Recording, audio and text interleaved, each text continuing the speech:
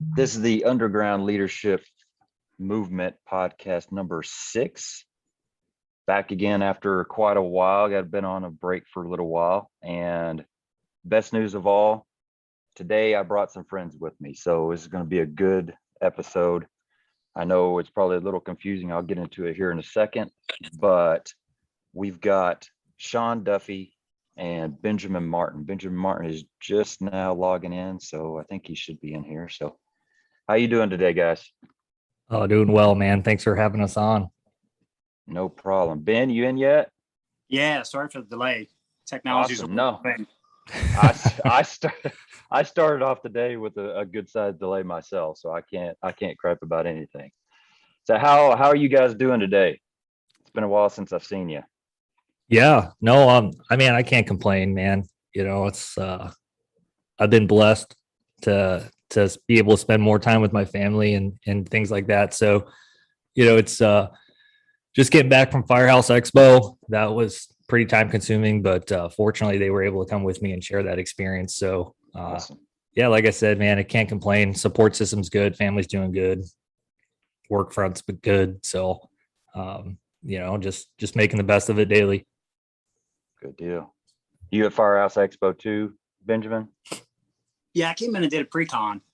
So it's funny, everything got kind of rescheduled with COVID. So August and September have been crammed full of events. So I can identify with Sean's trying to spend time with the family very much. So I kind of did it in and out. Where normally I'd like to hang out a little bit longer and meet and greet people. But I was able to have some good conversations and, a nice small group dinner with the likes of Brian Brush and guys, and like Dennis, much smarter than me. Oh, yeah. So I learned a long time ago, if you can't sit at the table, then serve water. And that's kind of the role I was in, but it was really neat to be a part of that. That's awesome. Yeah, that one of my favorite quotes is if you're the smartest guy in the room, then you're in the wrong room. I think that's a Viscuso quote, but I truly try to live by that for sure. I don't want to be the smartest person. I want to be surrounded by people that I can learn from, and I think that's exactly what you guys are talking about there. So a little bit of housekeeping right up front. So if you didn't listen to my little Crew First Culture podcast this last time, just an explanation. So we're still be doing that podcast, but it's going to be kind of a more of a just a me thing mainly. We're going to kind of start focusing a lot more on this underground leadership movement stuff. And why I'm doing that is because I feel like there is a tremendous need for it. And kind of the premise behind that, if you don't know, is basically it's the fire service, I feel like, is really struggling with developing leaders and developing their officers and all of that. I feel like that it's a problem that we need to really focus on. And that's what the underground leadership movement for me is trying to solve, at least what little part I can do of it. It's me standing up saying that I'm taking responsibility for my development. I am taking responsibility for anything that I need to grow as a leader and as a person, because it's my job, it's my responsibility. So I don't want to leave that in the hands of other people or my department. I am going to be reaching out and doing what I can to better myself. And in that process, I'm going to try to do my best to share what I have with others so that they can do the same. And so that being the case, like the first 5 episodes of the underground leadership movement, I try to find things that I have kind of either learned as an officer, a young officer, through the first few years, or issues that I haven't really learned, or things like that, things that you're just not really taught before you get into that role at most organizations. And so today I want to discuss with these fine gentlemen just the kind of the mindset of leaders teach. And as leaders, we need to be teaching, and that goes across the board. This is not an officer topic. This is across the board. Like I said, firefighters need to be teaching other people. Drivers need to be teaching other people. Officers need to be teaching as well. And so, that being said, just to get that out of the way, and so that I'm not talking any more than I need to, I've got some great guests, and I would say some good friends to have a conversation about this because I feel like it is so important.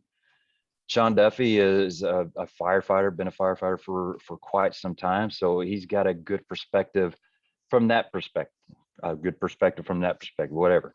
And Mr. Martin here he's still a captain. Is that correct? Before I go, Yeah, okay. that's the plan. Stay there for a while. Okay, I feel you. So him and I will be, kind of coming from their perspective of an officer, a station officer, and kind of just hit it as many directions and perspectives as we can. So that being said, and I go ahead, Benjamin, and kind of, if you want to start out, just kind of give your opinion from your perspective of that station officer. Do you feel that it is important from that role to be a teacher of others, and kind of give me any insight that you can and want to start out? Yeah, I think as I'm listening to your question and I was kind of thinking about what we're going to talk about today, it really is a lot like role modeling, right? And we teach folks a ton, whether we mean to or not, because especially when you get in that formal leadership role, like you and I are in, the eyes are always on you, right? It's sometimes it's exhausting, right? Because we're always looking for your example, because we rise and fall with whatever permissions we have. And as soon as a leader slacks off, you can feel it in the firehouse. Everybody else is going to slack off too. That's why we built in weekends. Although we're getting busy, so now everything is kind of becoming about the training thing. So to think you can be in any kind of leadership position, whether you're doing it from the formal, like the ranked, or you're doing it from an informal position, like what Sean's doing, is foolish to think otherwise. And I think the thing that I like to look for when developing leaders is I look at what you and I do with our leadership ranks as kind of like a tool, like a Halligan bar or a nozzle, no different, right? If I give you that, then that should allow you to do things that you couldn't normally do. And I look at rank it like as a force multiplier, like you would put a cheater bar on a Halligan, or maybe you would lock two pro bars together, and then that would increase your leverage and your advantage. But if you don't know how to use the basic fundamentals of that Halligan bar, then it doesn't matter how long a cheater bar I give you, because you're still struggling with the basics. And you definitely don't need rank or title to lead. I mean, it comes from making decisions and having influence. I mean, anybody can have that in any facet of their life at any given time. And there's also the importance of bouncing back and forth between the leading role and the following role. So I think, for me as training, what has happened, because I love teaching, is that I've had to take a step back and really make a concerted effort to make sure that the folks coming up underneath are then getting that opportunity. So when I was a firefighter, my goal was to participate. Now is to create for others to participate. And that's really what I'm trying to do, is knock that down. But if you're not taking those reps to try to train right now as an informal leader, then you're definitely not going to change anything, when you become a formal leader. So many people think that if only I have this rank, I'll do this. And it's like, no, that's not what this is. Your behavior is the same. You're just going to do more of what it is you naturally do. If you naturally are out there working in career development, training the rookie how to pump a fire truck, welcome them to the firehouse, teaching them the culture of the fire service, then when I give you a badge, you're just going to do more of it. But if you're inherently selfish and about yourself, then if I give you a leadership title, you're going to change your spots all of a sudden. And I just don't find that to be the case. Yeah, absolutely. What kind of from your perspective, Sean, what are your thoughts, opening thoughts on all this? Mainly I would tell everybody, you don't need permission for this stuff. I'm not saying being subordinate and stuff like that, but if you have passion, you have a fire in your gut, and you just want to improve the fire service, you don't need anybody's permission to do that. You can come in every day and you can share whatever it is you're excited about with the guys. You can show them how to do things, and you just keep that ball moving forward. The thing about it is, when you do that stuff, all eyes are still on you, right? Because here you are, you're coming in, you're fired up, you're doing everything like that. And that now becomes the expectation. And why I say that becomes the expectation is everybody now knows who you are, right? And they know the things that you're about and what you like to do. And, that could be positive or negative, right? So I would urge anybody to understand that whether you're an officer or you're on the front lines, down in the trenches doing those things, it's really a mindset thing. and you've got to stay focused and dedicated to it because it can beat you down if you let it. Not everybody's going to want to do the same things that you're passionate about, but that doesn't mean it doesn't have to happen. One of the things I always relate to is whenever we do like a safety brief or things like that, we always say, what if you see something, say something. Yeah. Well, that needs to translate into our whole day-to-day operation. If you see something needs to be fixed, say something about it. It doesn't have to be arrogant or, aggressive, but hey, I noticed we've done this a couple times in a row. We need to really get better at making this more efficient. Here's a solution, whatever the case is, but you have to be consistent. You can't be that guy that's fired up today and then come to work tomorrow and just sit in the recliner all day and not keep that ball moving. People are going to adapt to whatever energy they have around them. So again, that could be positive or negative. So if you're going to go in and one day be fired up, hey, we need to do this, and then you're going to take a step backwards and not do those things, and then only want to step up when things aren't going right or you see a problem, that's not really sending a clear message. That's kind of too in between, in my opinion. Our goal every day we come into the fire service, whether you're an officer, a chief, firefighter, driver, whatever your rank is to improve what we're doing, right? Yeah. At crew efficiency, and it's just one of those things that you don't have to have rank to be a leader, I guess is my point. You could easily lead from the examples that you have. Everybody's experiences are different. So just be a good person, I guess, is really what it boils down to. And if you care, you care, but don't pretend to care just to get what you want and then take a back seat once it happens. Yeah. I think, both of you mentioned this in kind of your opening thoughts is, all eyes are on you. And that's exactly the truth. And that goes for that does not know rank or experience level or anything. That goes for if you choose to be somebody that is going to stand out and stand up and share a message or teach something or just do better, try to do better and try to grow, eyes are going to be on you. If you are standing out, then all eyes are going to be on you. And that is, I don't care where you are. That's just how it is. And so you've got to be ready for that. And that's something that I know I've talked to both of you about, kind of just dealing with things in your own environments that kind of come from that idea of, you're coming with messages that were maybe counterintuitive or countercultural to where you come from. And so they may not be accepted completely. So, you're going to have to fight a little bit if that's what you want to do. If you want to share a message, if you want to try to help people grow, if you want to try to add value to people's lives, you're going to have to be okay with the eyes being on you and maybe even some eyes hoping that you'll mess up. And that's sad, but it's definitely the truth. And so we just have to be ready for that, I think. And that's a big part of all this as well, is when you are a leader or when you are somebody that wants to make the fire service better, we have to be prepared to really stand up for what we're doing. And, part of that is knowing what you're doing well, stay in your lane. If you're trying to teach something you're not comfortable with, or you're trying to preach a message that you don't really know anything about, you're setting yourself up for some pretty bad days. So really make sure that you are speaking on something that you are confident about, or that you can truly add to people's lives before you do that. And so that's kind of one of the thing. Another thing is, Sean, you said that, if you see something, do something. Basically, don't walk past a problem is kind of what you're talking about. But kind of another perspective of that is, if you know something, then teach it.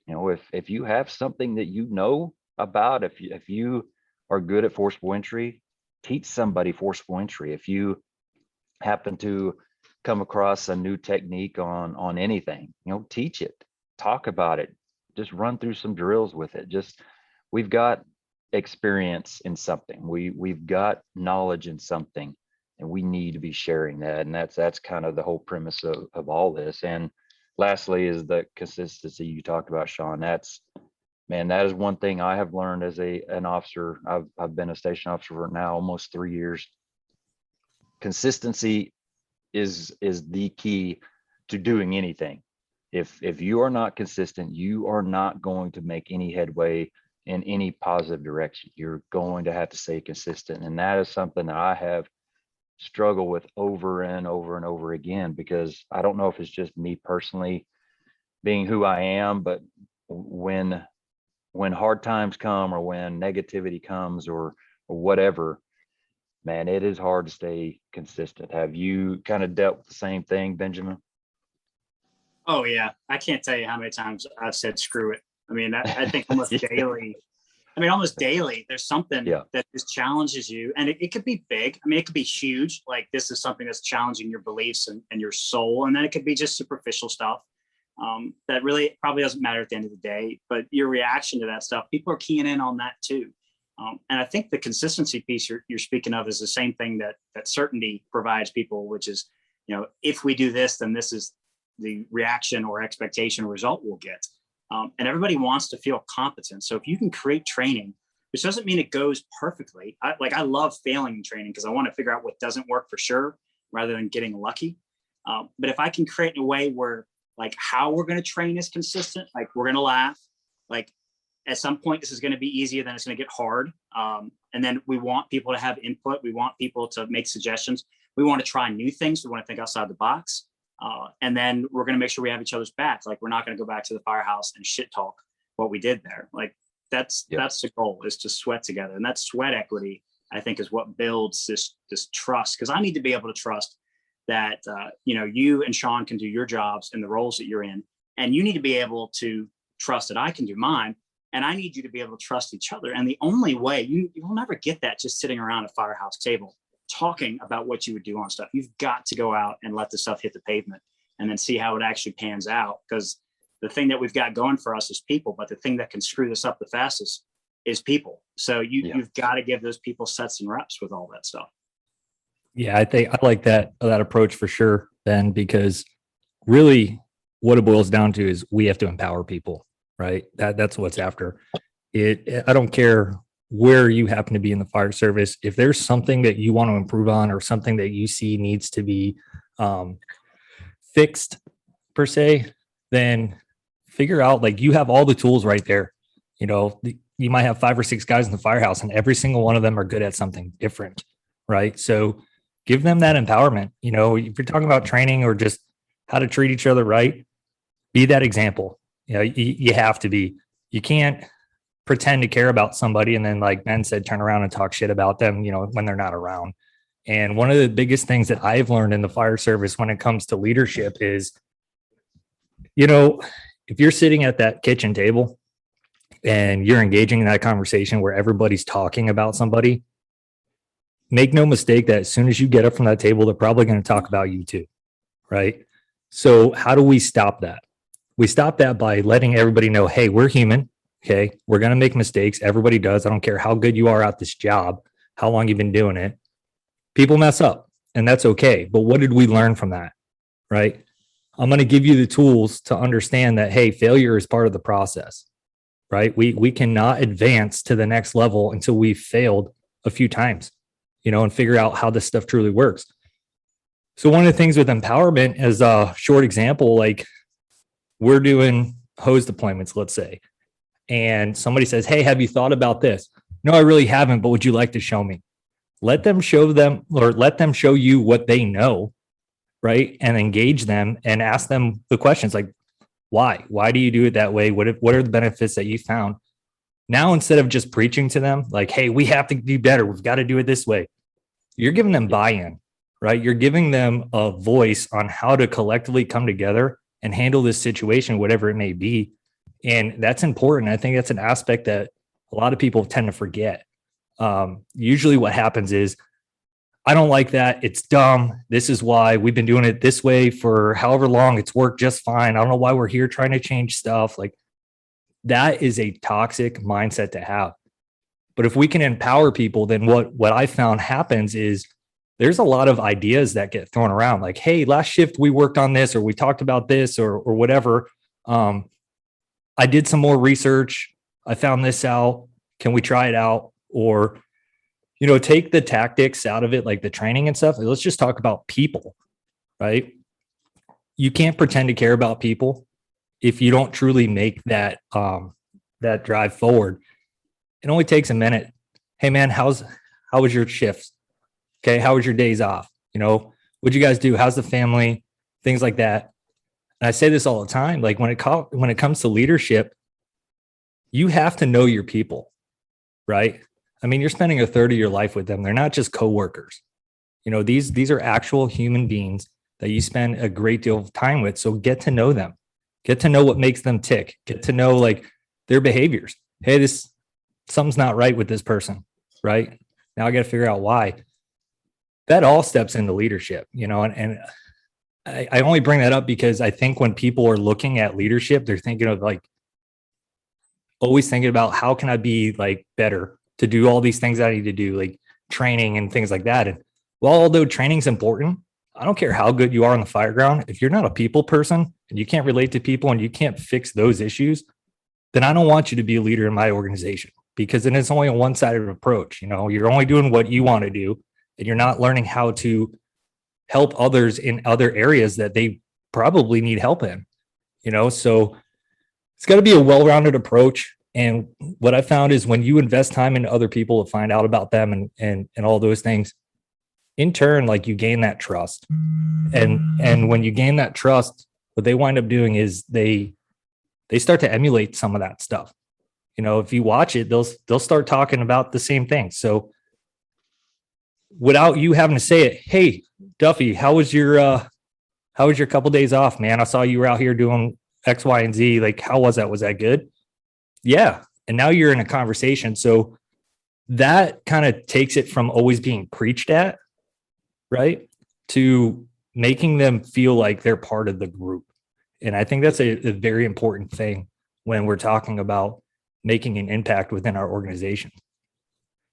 Yeah, absolutely. And I'm sitting here kind of trying to take notes as we go through this so I don't forget. And every time each of you talk, it's like I have at least one or two different directions that we can go from these. And that's exactly why I want us here and why I asked you guys to come on, because that's what I'm trying to dig into is these things that you don't read in a red book, or that you don't get from a officer one class or all that. And that's exactly what I want to share with others. And it several areas that we can get into is I think one of the main things I would like to get at some point of this conversation is, Benjamin, you kind of headed that way, is the involvement of those ranking people in training. It makes me sad to see crews that are working their butts off from the driver level down, and their officers are gone, or their officers are just hanging on the sidelines or whatever. I hate that.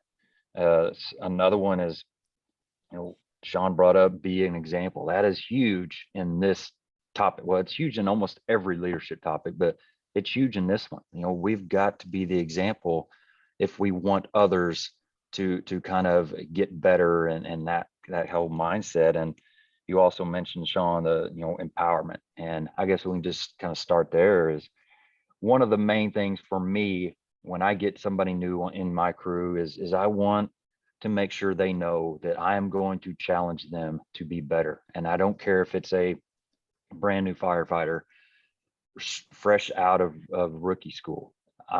They are going to know that I'm going to expect them to start stepping up right out of the gate. And is that going to take away from them learning how to be a firefighter when they're brand new? No. I mean, that's part of it too.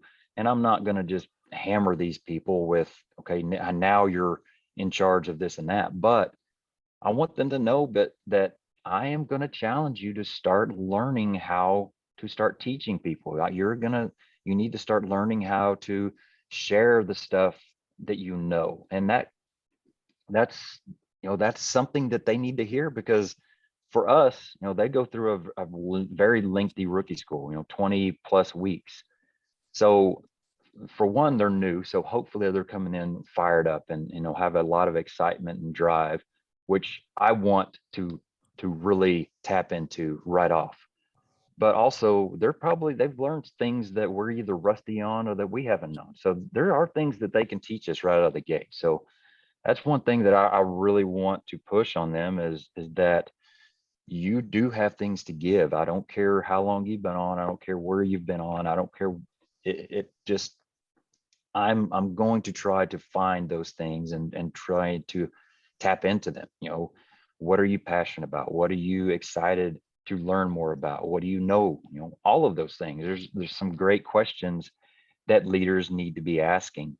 And, especially, even if you're talking kind of from the perspective of that senior firefighter, dig into these younger firefighters and find out what they enjoy about the job. Not everybody's going to like hazmat. Not everybody's going to like medical side of it. Some people are, and so if you're lucky enough to be on a crew that has a little bit of a mix of everything, then man, that right there is top notch. We've got to dig into that. For me, I've got a guy that is really passionate about special teams, hazmat, TRT, extrications, things like that.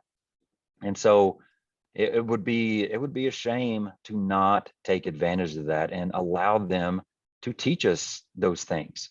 And whoever else, whatever they're passionate about. And so yeah, I mean that's a good place to start right there, is just empowering those around you to step up. Because if you're somebody that says out of the gate, well, you need to shut up and you need to just listen to others and speak when you're told to speak, man, you're missing out on so much.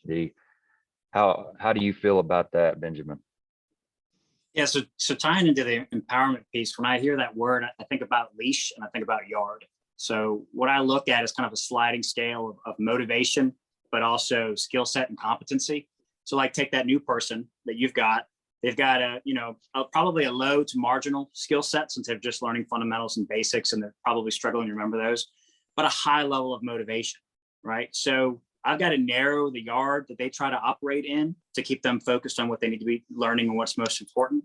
And I'm probably going to have them in pretty tight on the leash. I'm not going to be able to feed them. Like comparison, if Sean showed up on my shift, it'd be like, dude, you got this yard, this yard, this yard, this yard. And then you obviously have to feed him out some leash, some autonomy to go out and plan stuff to be able to operate in that stuff.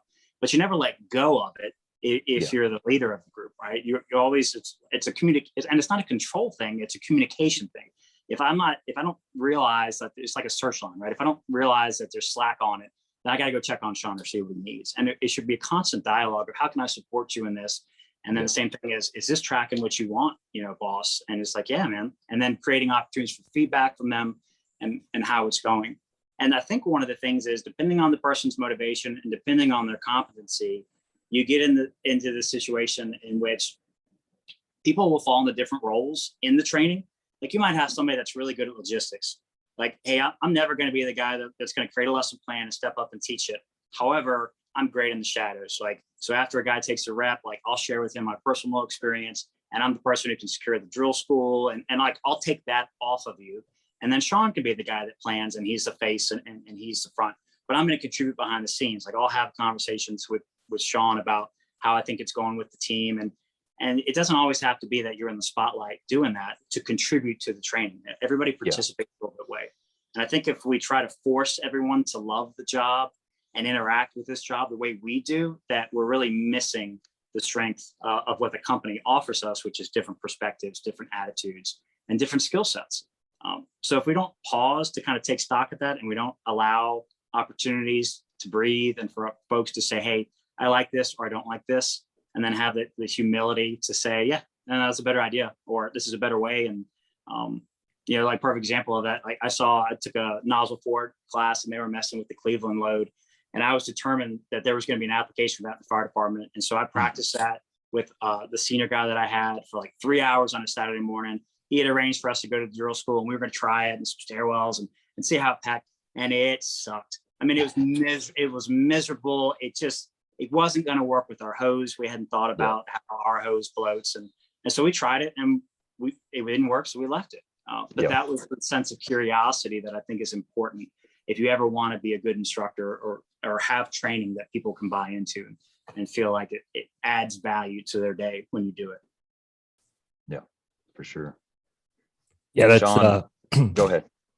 Oh no, I was just going to piggyback off Ben there. Not too long ago, you put something out there, Ben. It was talking about the farmer and the seed, right?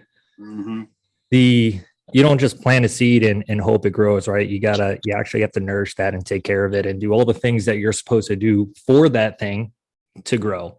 And I think that's kind of the point with any leadership perspective that you look at is I can tell you 10 different times you should do something, but if I don't invest time into you to make sure that you understand it, right? And I get to know you as a person, so I know how you A, learn, or B, how you don't learn, right? Then I'm just kind of getting myself frustrated because everybody's level of learning, how quickly they pick up on things is different. Their skill sets are different, all of those things. So if you're trying to plant that seed, then, hey, you got to do that. You got to do a lot of legwork. It's going to be constant work. And one of the things I wanted to touch on is Ben said motivation, right? This is just my thought process on it. You know, Jeremy, you know Pablo. Him and I had talked about motivation pretty frequently. And our viewpoint on it is more like this, like motivation will fail you. You know, everybody, January 1 comes around, everyone's like, I'm going on a diet. I'm going to quit smoking. I'm going to eat healthier, like whatever your New Year's resolution is. And you're motivated at that point. But at some point during that process, how dedicated are you to continue, right? A lot of people fall off that wagon. And why that is because they don't have the discipline, right? So it's a two-way street. Motivation is a good starting point. That's what's going to get you fired up, but you have to stay disciplined and you have to continually nourish all those things and pour time into it and stuff, because that's what's going to make you prevail in the end, you know? So that's just kind of my take on that part of it. And like Ben said, you know, there's so many different people, you know, people from different walks of life. You never know where they came from, what their upbringing was, things like that. So I could sit 50 people down in a classroom and talk about what they should or should not do. But it's really going to boil down to, hey, what I've learned in my life may not be the same situation for you, right? So I've got to really figure this out and say, okay, what kind of background does this individual had? Maybe they had bad experiences with company officers or other firemen or things like that. Like, I have to fix that. I can't just expect them to go with the analogy of, well, I'm sorry that really happened to you, but you're here now and everything's going to be okay. Like, that's fluff, right? Yeah. You have to get in there and unfortunately do some damage control and say hey, that's really shitty that happened to you, that there's no excuse for that. Here's what we're going to do. Right. And you do that a step-by-step process, you know, and over time, I think what you'll find out is that people will naturally develop that leadership skill and they won't even know it because you're pouring so much of that time, effort, and energy into making this happen. When they finally get it, it's the greatest thing to watch because it's like this bulb pops in. They're like, oh my God, I can do this. It's like, yes. So be that role model, you know, just go in there and understand that your words have meaning. And although they might motivate people, that's where you need to come in with discipline and say, okay, am I tired? Did I make a lot of runs? Yes. However, there's still work to be done. And if I want any outcome for this individual, if I want us to be better collectively as a team, I'm going to have to dig deep right now and stay disciplined and focused on what the ultimate objective is. And that's for all of us to improve. Yeah. Yeah. And I love that kind of that rabbit hole that you just brought up. And it's something else that I've kind of had to learn the hard way and this is right up Benjamin's wheelhouse, is learning to deal with people. Things speak to me completely different than they speak to you, Sean, and you, Benjamin. Uh, Different teachers kind of click with me than you guys, and different things inspire me than you guys, and that goes across the board. And so when you do become a leader of others, it doesn't matter kind of what role, if you are, air quotes, leading somebody else, then you kind of got to figure out what speaks to them. You got to figure out what inspires them and how they learn, and things like that. And it goes back to what we talked about earlier, Sean, kind of learning your people and getting to know them.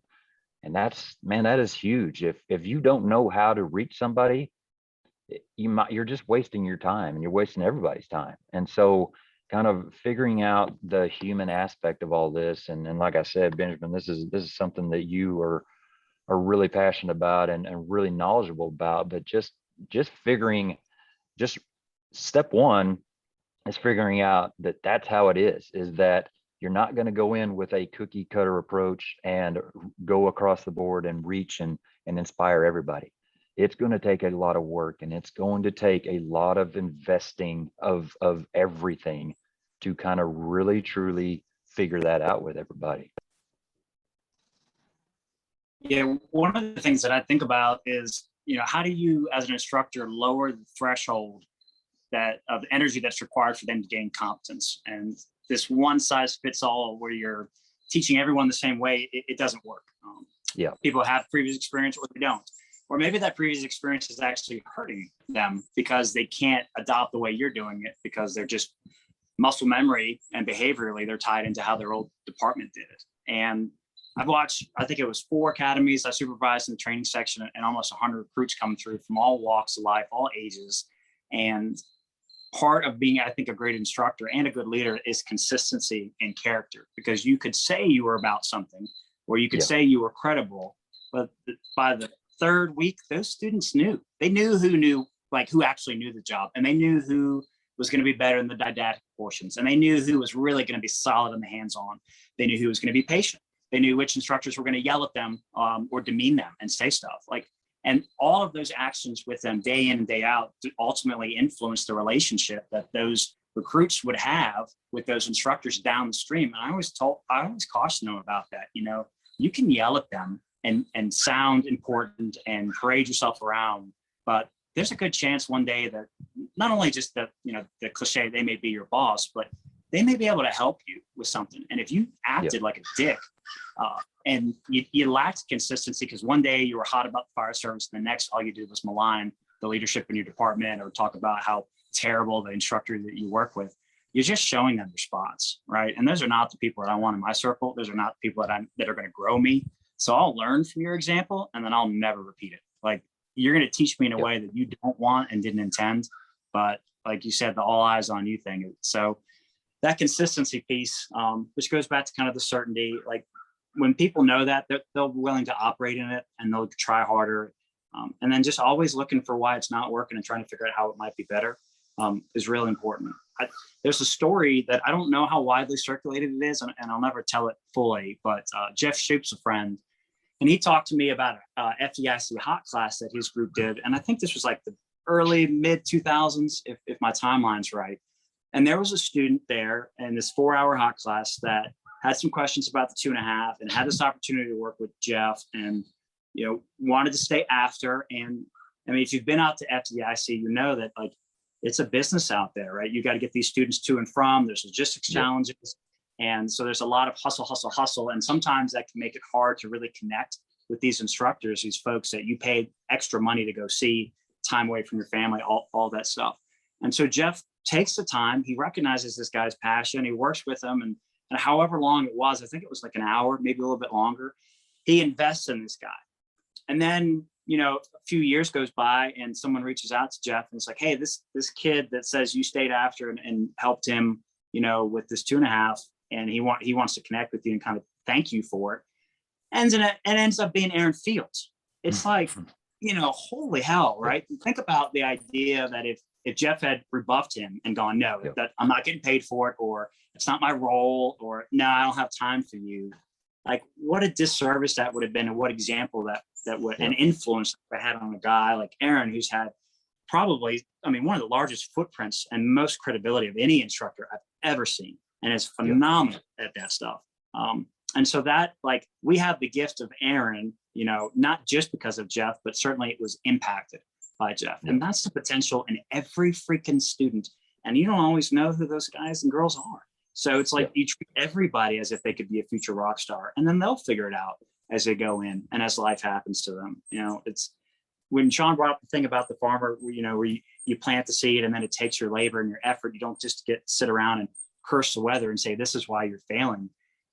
There's going to be weeds in that garden, right? And some of the weeds are indifference and complacency, and others.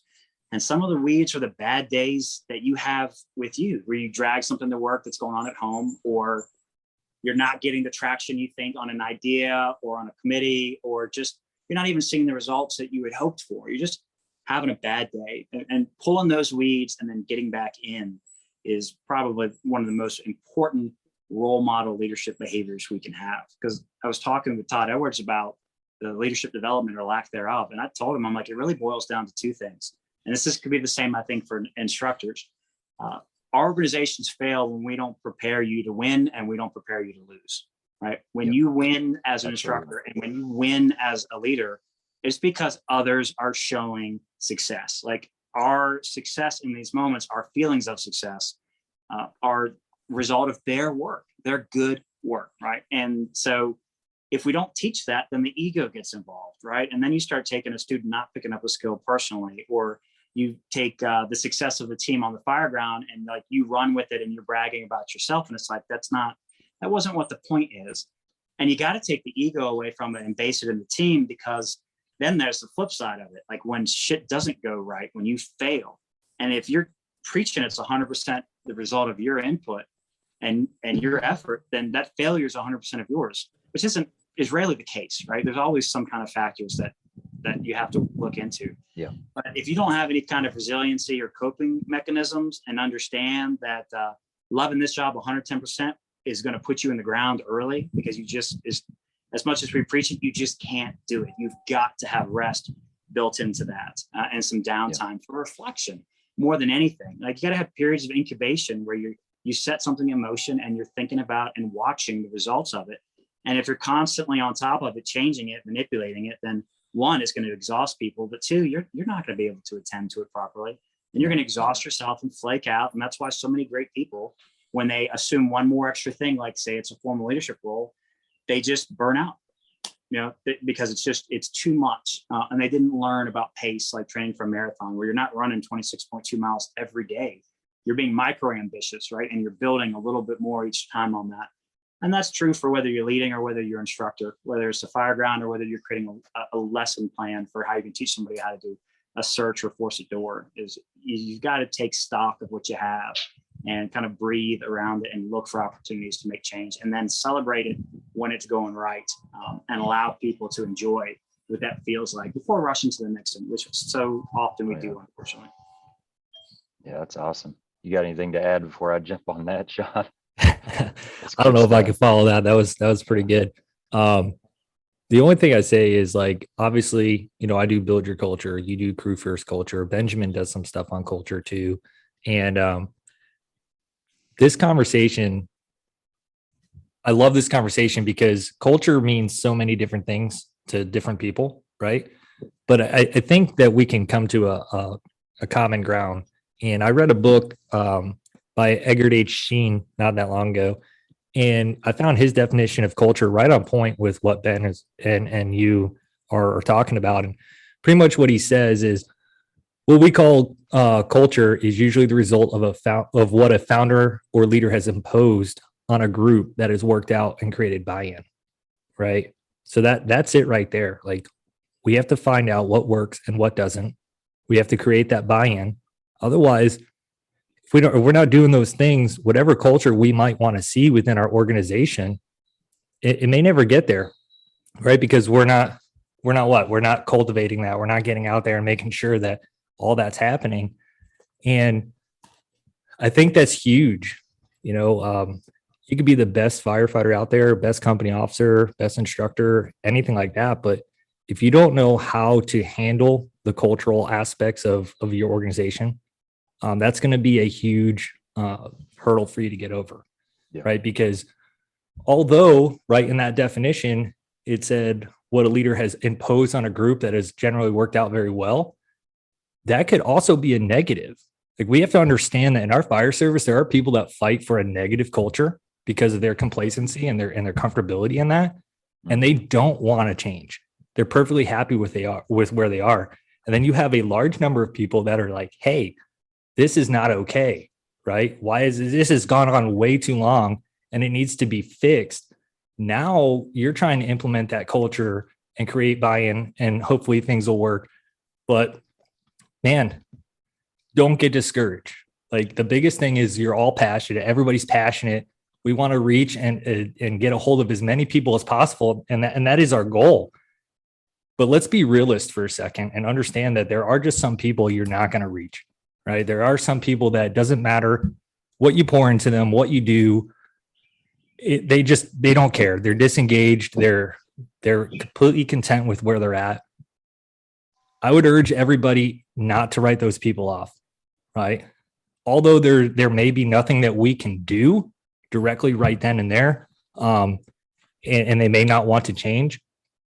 The worst thing we can do is single them out and be like, don't be like this guy, or that guy's a shitbag, or, be aggressive with them either, because that is also counterproductive, right? You're trying to foster this environment of positivity and growth and, hey, we're all in this thing together.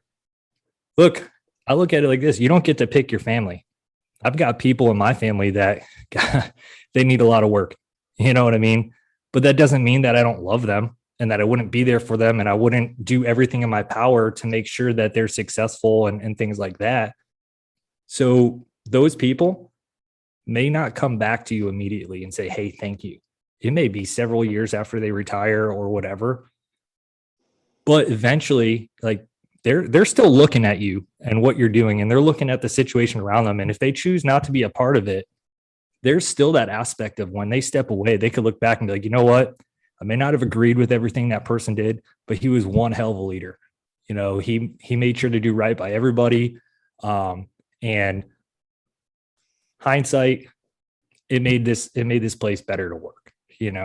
What I have found is when you get involved with all that negativity and those people that are just not for this anymore, and they're just kind of retired on active duty, just buying time, that starts to be toxic to you, because you're allowing yourself to open that door where you take on that energy as well.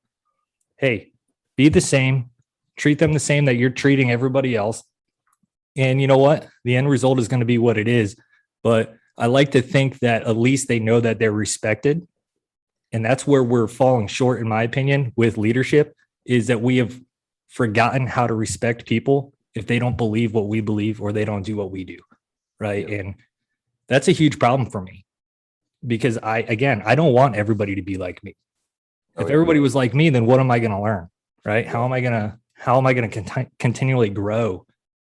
So it's okay to be different, and just as fired up as we are as leaders, we have an obligation not to let our personal feelings about issues get in the way of what the mission is.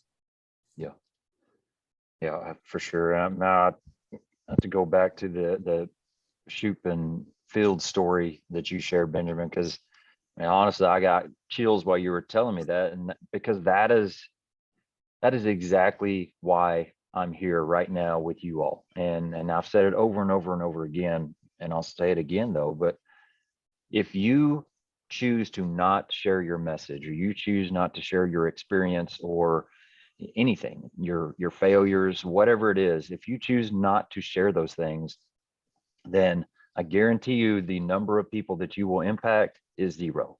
That is a guarantee. There is no question about that. But if you do choose to share those things, the lessons that you've learned, the failures you've made, the things that you have gained through experience, if you choose to share those, then the number of people that you could possibly impact is just exponential. There's no way to ever quantify that, because you don't know. especially if you're putting yourself out there beyond the walls of your firehouse and your fire department. If you're going outside of that, like what we're doing right now, I mean, the you could literally touch people across the world with this message or with your experiences and all that. And to me, that is so powerful. And to hear a story that is, firsthand accounts of exactly that happening, that is so big. And I love that idea, and I love hearing things about that, because that's exactly why I want to be doing these things, is because, man, there are so many great people out there that have learned so many important lessons and that have gained so much invaluable experience. And it's a shame when those people go away, retire or kind of step away from the fire service and take it all with them. It's a shame. And it's sad that that happens, but it happens every day. And so that's kind of the challenge I want to put out there, is be the person that steps up and share what you have, and whatever that is, share it. And I love that story, Benjamin. That's awesome. And Sean, you talked about kind of creating that culture, and that's another reason for this underground movement is, what book tells you how to be somebody that comes into a negative culture or a crappy culture and start from the ground up to create a new one? Where do you learn that from? Because I didn't learn that until I had to do it myself. And it's taken me several years of mistakes to kind of finally feel like I'm starting to gain some ground. And that's exactly why I want to be doing this. I want us to kind of pass on these things. And because I've been that person that came into a negative culture, an environment that nobody wanted to be at. And I knew that almost everything had to change, but I didn't know how to do it. And so, that consistency that you both have talked about several times over and over and over again, that has been the key to the successes I've had. And that has been the key to the failures I've had. Like we talked about earlier, and you kind of admitted the same thing, Benjamin, is especially last year, the year of COVID and everything that else that came with it. Man, I have been on quite a roller coaster of getting fired up and knowing where I wanted to be and where I wanted to bring us, and willing to go there. And then something just hits you and it just like sucks the life out of you, and you're back down in the valley, and you get ramped up again, and you're heading back up, and here we go, and it's just up and down. And it's just that consistency of if we're truly wanting these things, then we have to maintain that fight. And yeah, we're not going to have it every day. You're not going to be able to maintain that drive and that positivity and all those good things. You're not going to be able to have it every day, but just getting back in that fight as soon as you can and minimizing those valleys as quickly as possible. That's kind of the premise behind just getting to where you want to go. If that's where you want to be, then you got to get back on as soon as you can, because you're going to get knocked down. But getting back in there as quick as you can and fighting some more is with all you got. Yeah, and one of the things I was going to jump in on when Sean was talking about treating people with respect, and I think it's important to maintain people's dignity. If you're attacking them in a way in which that feels threatened, then you never stood a chance of being effective. And the senior man or woman is a perfect example of this. You look at a lot of folks in that range of 15 to 25 or 30 years on, and you ask them, how valued do you feel? And a lot of them will tell you, not at all, right? Because maybe they're not the most current on stuff. So they do a great job on the fire ground or in the firehouse, but they're not really asked to do things that can have large scale organizational changes, because they're not the up and comers or the rising stars. And those people are the ones that they tend to feed that kind of stuff to. But I think it's important to notice that they offer a tremendous amount of value. There's a difference between having a rock star and then having someone that can serve as kind of an anchor, or like a rising star. Well, rising star versus rock star, right? Like the rising star is like this meteoric rise, and they're going to be hungry for stuff. and they're in a season where it's spring and summer and everything's bright and wonderful and they're all in all the time. And then a rock star is like someone that provides you stability, because those rising stars are going to be moving in and out of roles and responsibilities. They're going to be trying to affect the cultural change you guys are talking about, but they're not going to be around long enough for that, because we're not talking about changing culture in weeks or months. We're talking about years or a decade, depending on how big the problem is. So if you only focus on the rising stars and you don't focus on those rock stars, you're missing like the majority of the fire service, and you're missing the folks that have a lot to offer. So just because someone won't go to FDIC or doesn't have a fire department t-shirt that they wear off duty doesn't mean they don't offer a tremendous amount of value to you and your team and leadership, right? They can do a lot. And that's kind of like, you got to love it how I love it. It's such a mistake. Just because you're in a spring season doesn't mean that they can't be in a winter, right? Where, they're done growing and they're just going to maintain and they're focused on, getting their finances in order and maybe losing some weight and going into retirement, and don't disengage those folks. And they'll, people can read you pretty quickly. Like you'll say one thing like, oh, you're a valuable member of this team, but they've already picked up on the fact that you don't think that. And then once that's known, and once it starts to affect, their ability to have dignity and competency at work, you're going to lose them, and you're never going to be effective as an instructor or as a leader at that point. Yeah, I think that's a great piece of all this is hopefully you are somebody that has that passion and you have that drive of wanting to make people better and wanting to have a growth mindset. But it's really tricky to be able to use that in a positive way without turning people off. You could be somebody that is passionate about this and just so much in everybody's face about it that nobody wants to be involved in. You've got those fence riders that is a huge part of the fire service, that middle of the ground people that aren't really fired up. They're not really checked out. They're just they're there, but they can be reached. And we've got to figure out a way to reach them and truly inspire them without just overwhelming them with that passion. And because nobody wants that, especially if you're not somebody that completely shares that at that point. If we're so overwhelming and just in your face with it, you're going to lose those people before you even have a chance to kind of bring them over that hump.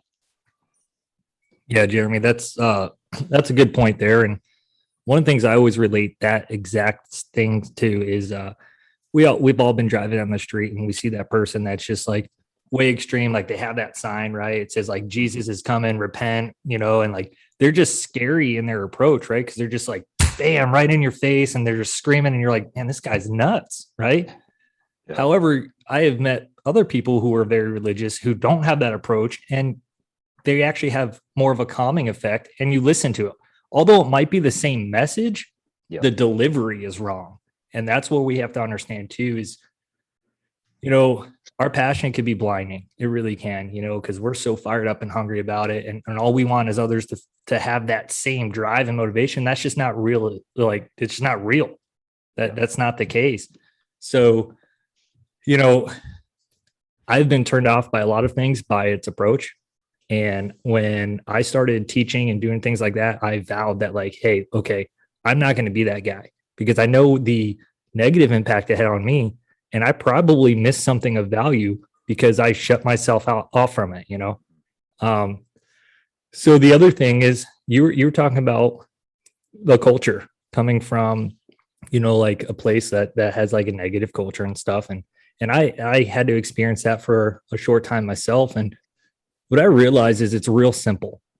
You either currently have a certain type of culture, right? And then you either want to be a certain type of culture or you're in the process of becoming that, right? So we have to like take the blinders off and look at this broad approach and say, okay, hey, listen, this is currently what I have. This is what I want to become. What's the best way to achieve that, right? And if we can't do that, then I think, again, we're just going to continuously fail because we're not looking at long term. Ben kind of mentioned it. This is not overnight. You may not ever really even see the true effect of what you're doing until you're close to being retired, right? I memean, that's hopefully you'll see it sooner, but man, I'll take it this way. Pablo and I worked in a department where, we always got mocked for wearing our bunker gear while we were training, right? Mhm. Oh, that's dangerous. You're wearing yourself out, blah, blah, blah, blah. And we didn't let that impact us. We're like, whatever, you do you, I'll do me. And neither one of us are in that organization anymore.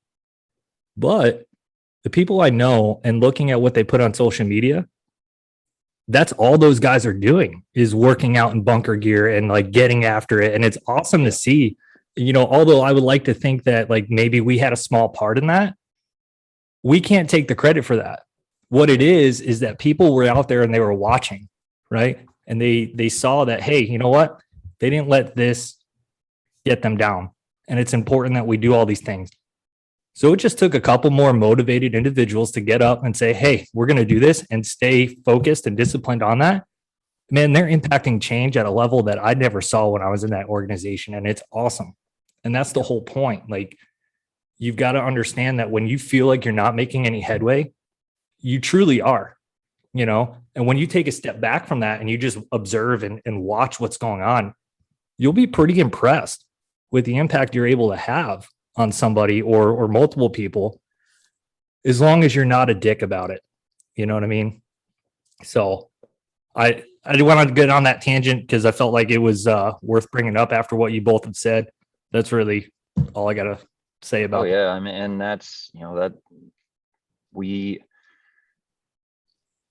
that's what we're trying to achieve right there is just trying to reach as many people as we can, doing it in the best way that we can. And like we talked about earlier, no, you're not going to reach everybody, and no, your style is not going to be productive as productive as maybe somebody else's style, but we need to do the best we can. And that kind of leads into what I mentioned earlier that I definitely want to get into during this conversation is just the involvement at all levels of training and all these things, not just firefighters. And like I said earlier, it makes me sad when I see crews getting after it, except the actual formal leadership of those crews. Or if you have, company training and there's no chief level anybody inside. And that's kind of something I've experienced for quite a while now. That's the culture of my organization, is that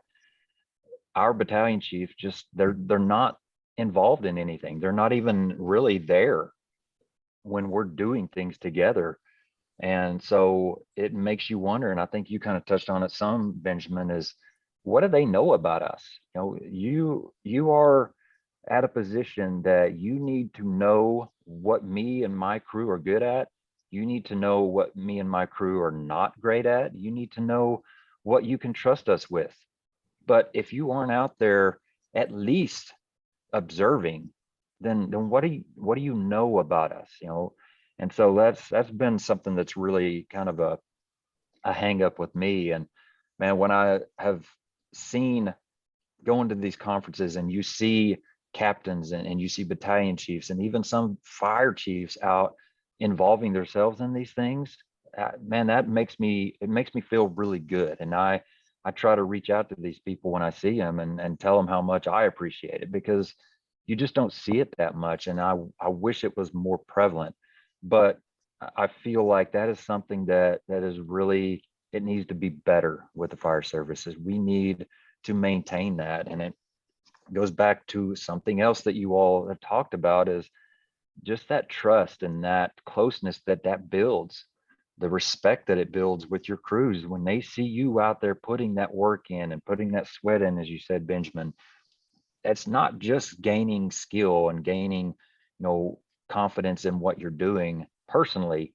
It is a whole huge picture that you're building, and that is a huge piece of this culture. If we're talking about kind of creating a positive culture change, if you're doing it, if you're trying to do it and not involving yourself in all these things, it's going to be a long road, as opposed to somebody that is involving themselves in as many aspects of this as they can from that leadership perspective.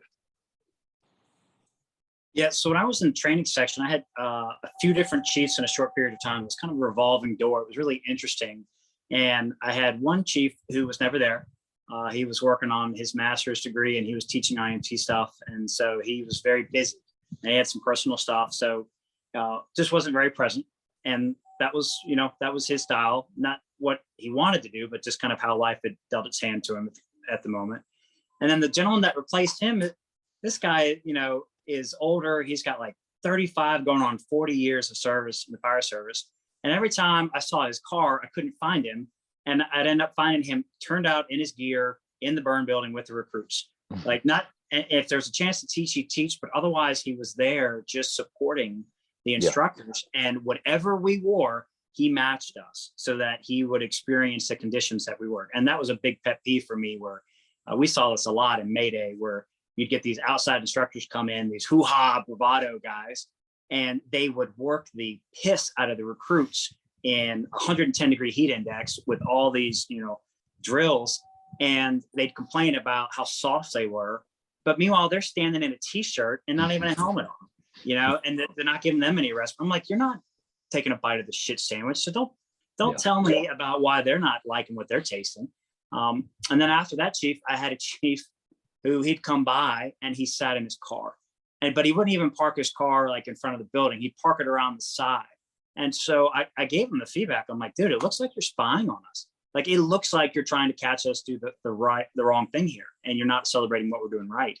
And on the heels of the gentleman that was there before him, like being visible and doing all this stuff, it really put a taste in my mouth. I was like, man, it's funny how people approach their roles differently. And now there's one there that's doing a great job and he works out with them, but he doesn't lead the training. So like how they interact with their role is different, and they all have different effects on that stuff. And the one thing that I've tried to I tell rookies this classically, I'm like, you won't know truly how you have felt about our time together, about me as an instructor, me as a leader, until you are with your next officer. Like, once you have had a chance for another person to do the same thing I'm trying to do, and you see the different way they do it, you'll figure out whether I'm good or bad at my job, which I think is why I always hoped when I got replaced, I didn't want anybody to thwart the success that we had experienced, but also like, it was like when a great guy came in, it was, damn, he is better than me. Like, those guys they're not going to really appreciate our time. But to your point, like when you're talking about culture, this thing's a relay race, right? And there's a beginning and then there's an end and there's legs in between. Like that second and third runner, like they're not ever going to be the moment really that defines that relay race. A lot of times it's the finish is what we focus on, but that start is so pivotal because we don't have a finish without that start. And likewise, you've got to be in a position where you can pass off that baton to someone else for a different leg. And to rehash what we've been talking about, if you're the person who has the leadership style or the instructor style that nobody wants to be around you, there will not be anyone waiting to run that next leg of the race. And what misery that is, to think about all the labor, all the training you've done, and then you go to pass it off and there's nobody there to receive it. And so, it's equal opposite reaction. I'm so curious, and I just spend way too much time rethinking through situations about how could I've done things differently and created different outcomes. But I'm always thinking about those training chiefs and how their approaches were so different and their impact was so different. And yet the feelings they created in the staff and in the instructors and in the recruits and the relationships they developed that then, carried out into the field, how different they were as a result of the decisions they made and how they conducted themselves. Yeah, for sure. That's a great way to just exactly kind of sum up kind of my thinking on that is, so just speaking personally, I'm, as I keep saying, I'm a station officer, so I shouldn't be the best firefighter on my crew. I hope not, but that doesn't mean that I can't be involved in something. Does it mean that I have to teach everything because, I'm that formal leader? No. Does it mean that I can't involve myself in it? Absolutely not. But I want to do, there's several ways of thinking behind this for me. And I'll just get into it real quick is, for one, like we talked about, I want to be involved in that just to build that respect, just to build that closeness and relationship. But also, I want to learn these things so that I can teach them. being a captain doesn't mean that I can't teach somebody firefighting things. Being a captain doesn't mean that I can't teach somebody driving things. I want to be involved in those things, not for a power aspect or a micromanagement aspect, but I don't want to rely on other people to do it.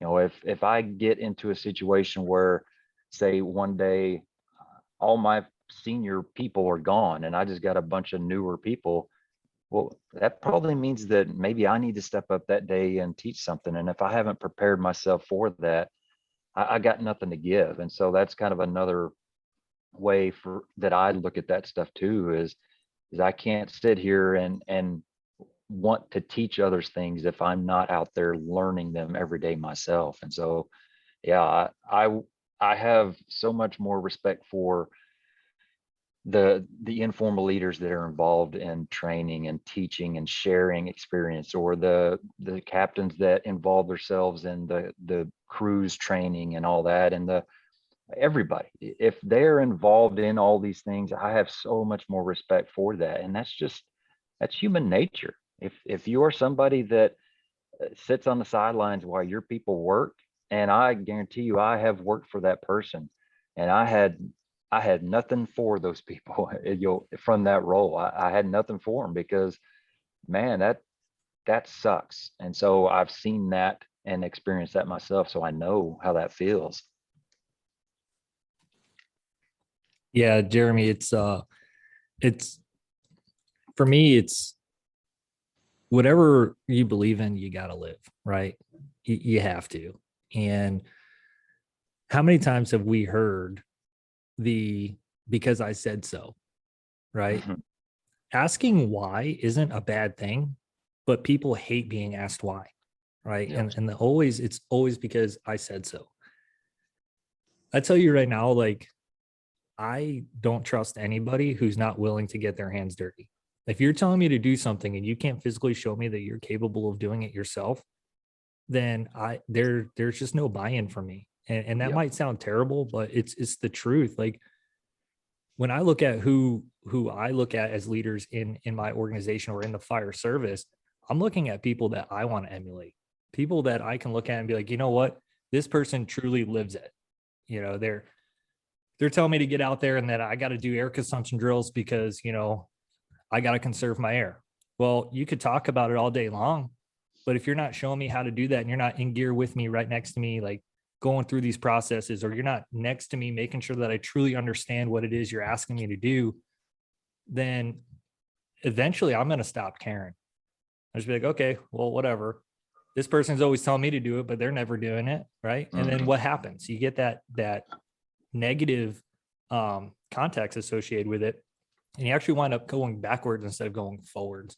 You know, so we have to understand that we become whatever we accept, right? So if you're okay with that as a leader, of, hey, pointing the finger and saying, hey, do what I said because, you know, that's what I'm telling you to do, but you're not willing to get down there and show people and do all those other things, then don't come back later and ask yourself why there's so many issues in your department, right? And it's just with that whole context of things, anybody in an organization has the ability to be a leader, really, right? It doesn't matter what your rank is. The probationary firefighter who comes in, right?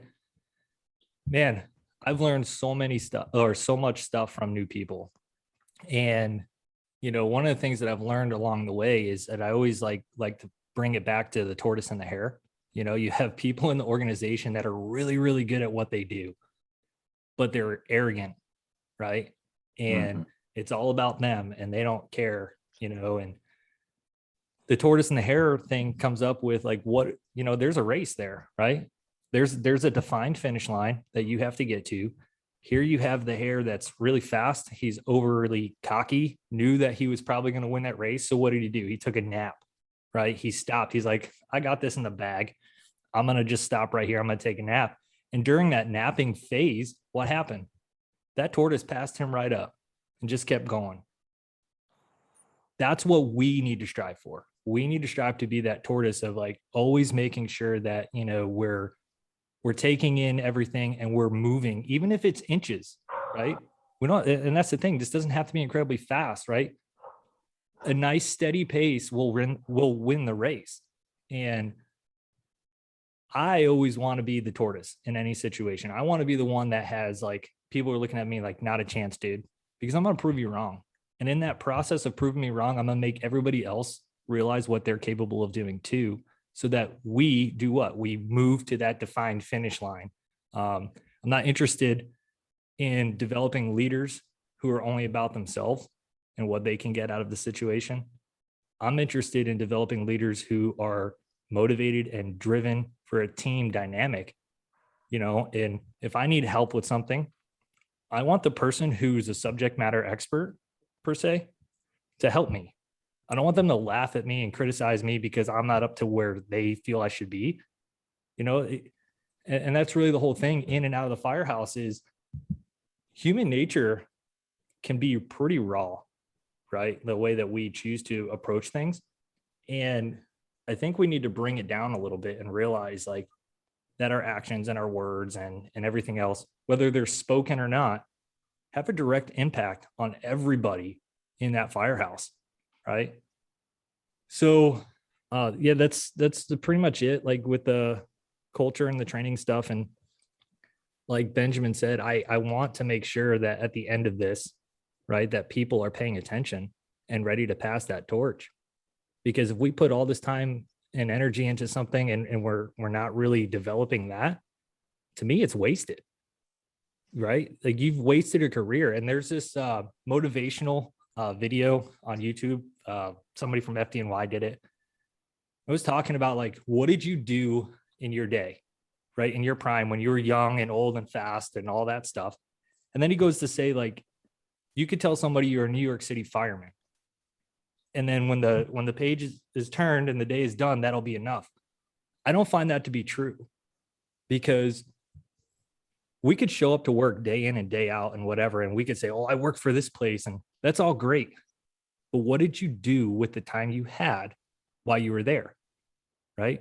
Aside of developing yourself, did you develop others? Did you leave it better than you found it? Like all of those things are important aspects when we talk about leadership development and moving forward into the next generation. Yeah, for sure. And that's the whole getting back to that impact, we can choose to kind of drift off into the sunrise and take everything with us that we gained and do nobody any good, or we can choose to use those things to make an impact in people's lives. And yeah, we're one of the goals is to make the fire service better, make our crews better, make our departments better. But really at the end of the day, we also have the ability to make other people's lives better, just in general, just making people better people and helping each other along that path. And yeah, you can't say that enough. I think that we've really hit on so many different areas, and that's exactly what I wanted to get out of today, is just the importance of those of us that choose to be leaders, those of us that want to be leaders in formal, informal, whatever role that is. We really have to look at the weight of what that means. And part of that weight is that we need to share the knowledge and experience that we've gained with others and really try to build up tomorrow's leaders below us. And so that's kind of the mindset behind all this. And kind of wrapping it up, Benjamin, do you have anything else to kind of peel off on, or conclusion that you want to wrap it up with? Yeah, I think the kind of touching up on what Sean just mentioned and just kind of wrapping up what we've been talking about is I got confused early in my career, and probably wasn't until maybe the last 6 or 7 years that I've really started to understand this, that there's a difference between leaving a legacy and having impact. And we want to be the one crossing the finish line, and we want to have impact in our organizations. And that's exactly what we should be striving for, is impact in the organizations and leaving a legacy at home. And I think sometimes I hear like, what's your legacy? What's your legacy at work? And it's like, that organization's not going to remember you. Like Yeah. I can look back 30 years at some of the largest organizational changes we had, like when we took on EMS. And I know those guys and girls were killing themselves to make that happen. I do not know their names, Yeah.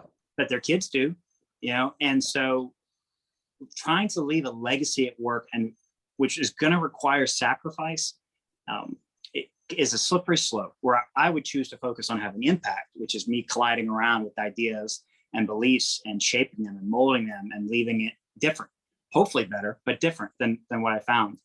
And I think that occurs in the moments we have with people, like the organization might not remember me, but that rookie is going to remember me as his first officer or that first instructor, and I'll be with them, for forever. And the influence that could potentially have, like what we talked about with Shoup and Aaron Fields, is infinite as it ripples across. Legacy is a gift.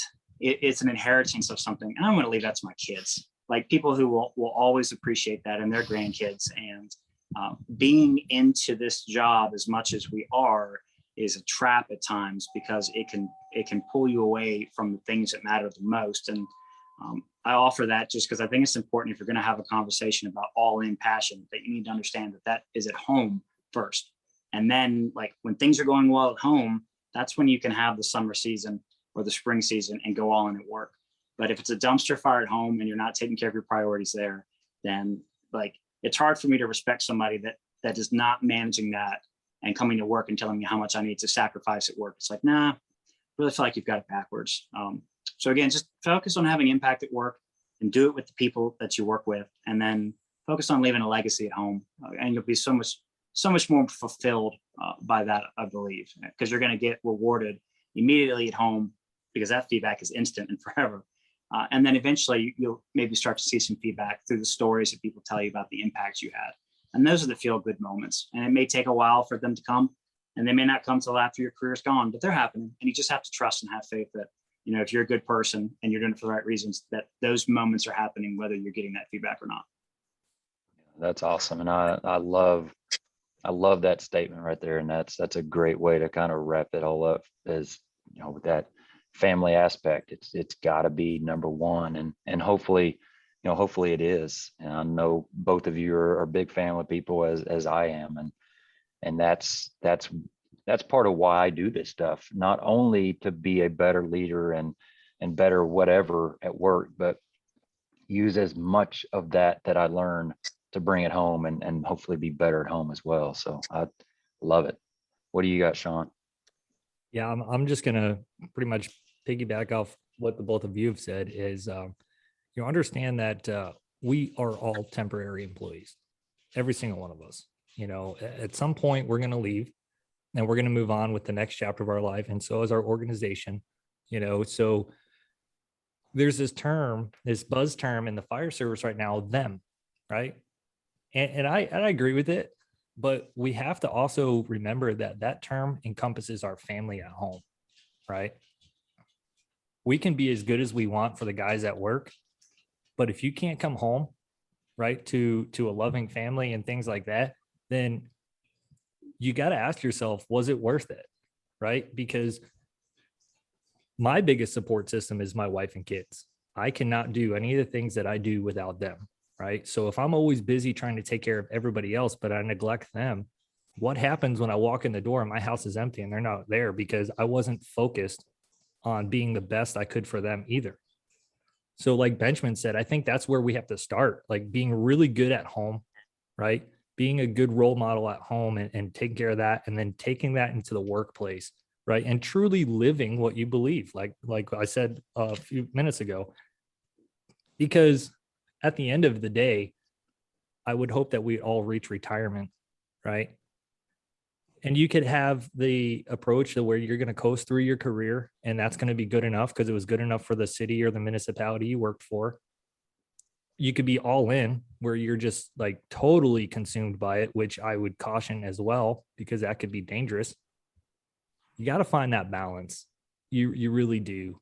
And just about anything that we do in the firehouse could be translated into our home lives, right? Like anybody who's got children knows that like firefighters are just overgrown children. That's all we are, right? We have the same issues with like trying to get people to follow directions and all that other stuff. if you're a shitty person at home, you're going to be a shitty person in the firehouse, because you can only fake something for so long, right?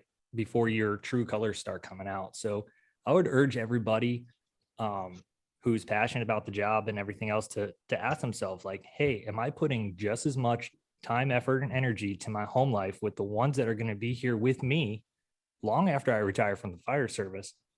Am I focused on them as much as I'm focused on impacting this change? Because you go too far in one direction, guess what's happening at home?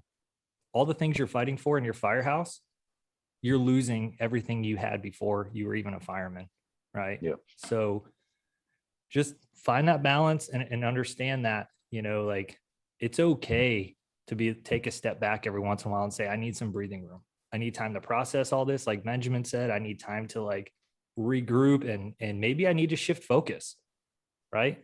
Maybe I've done everything I could and I gave all these people the tools that they needed, and now it's up to them. It's time that I focus more on other issues that also impact my life, because if I'm not good for my family at home, I'm not good to anybody. So that's what I would urge everybody to think of is, you really want to develop your leadership skills, start right in your own household, because that's where it's going to really matter. Yeah, that's awesome. And I couldn't have planned a conclusion better than that for both of you. Like I said, I'm big family, and I love how everything kind of brings it back to that, and you guys wrapping it up in that way is awesome. And like you said, Sean, the for them thing, and that's me.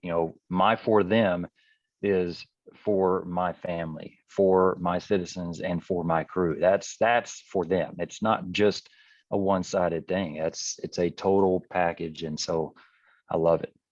Definitely want to give you guys a chance to tell everybody out there, if you got stuff coming up. Benjamin, I know you got a conference coming up here pretty quick, and whatever else you guys want to plug before we let go. So yeah, for my part, I've got a few more gigs on the road before the year wraps up, and then one of the things that I love doing most then is getting to play host to some of my friends and bring them into Virginia. So we've got the Central Virginia Fireground Commander Conference coming up October 25th through the 27th. So still a few spots left for that. That and all the stuff we've been talking about, the podcasts and the blogs and just the thoughts on leadership in life. You can find all information, all that on the embraceresistance.com website, and then the Embrace Resistance Facebook page. Good deal. Sean, what do you got?